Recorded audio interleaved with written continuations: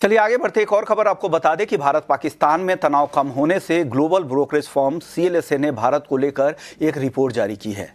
IT समेत कई sector पर सीएलएसए बुलिश नजर आ रहा है। पूरी रिपोर्ट बताने के लिए हमारी सहयोगी सृष्टि जुड़ गई हैं। सृष्टि, बताइए क्या डिटेल्स हैं?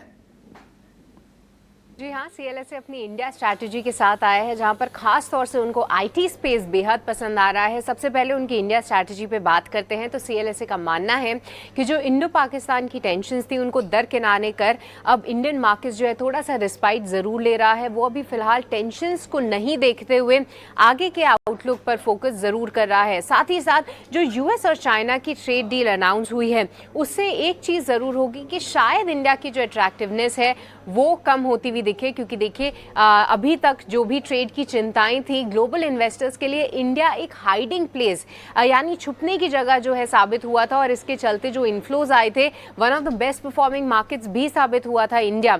बट अब जिस तरीके से ग्लोबल ट्रेड टेंशंस फिर से बढ़ती हुई दिख रही हैं तो शायद इंडिया की जो अट्रैक्टिवनेस है, आकर्षकता है, वो थोड़ी सी कम जरूर होती हुई नजर आए। अब ऐसे में आपको किस तरीके की स्ट्रैटेजी अपनानी है? सीएलएसए का मानना है कि आईटी स्पेस जो है अच्छा परफॉर्म कर सकता है, क्योंकि आमतौर से बात है कि डिस्क्रिशनरी स्पेंड्स का जो आउटलुक है वो थोड़ा सा बेहतर होते हुए नजर आएगा। और ऐसे में आईटी पे खास तौर से उन्होंने अपना स्टैंस बदला है। जो पोर्टफोलियो में अभी तक वो अंडरवेट स्टैंस रख रहे थे उसको बदलकर अब उन्होंने ओवरवेट कर दिया है, और खास तौर से दो काउंटर्स फोकस में रखे हैं। पहला है टेकएम, जहां पर उन्होंने अपना बुलिश नजरिया जरूर बताया है, आने वाले 3 साल की स्ट्रैटेजी पे भरोसा जताया है और अपने इंडिया पोर्टफोलियो में भी उसको ऐड कर लिया है। और दूसरा है इन्फोसिस, जहां पर टीसीएस को हटाकर अब इन्फोसिस उनकी प्रेफर्ड बेट बन चुकी है। और साथ ही जिस तरीके से डिस्क्रिशनरी स्पेंड्स का फायदा होगा, उनका मानना है टीसीएस से ज्यादा इन्फोसिस को फायदा होते हुए जरूर नजर आएगा।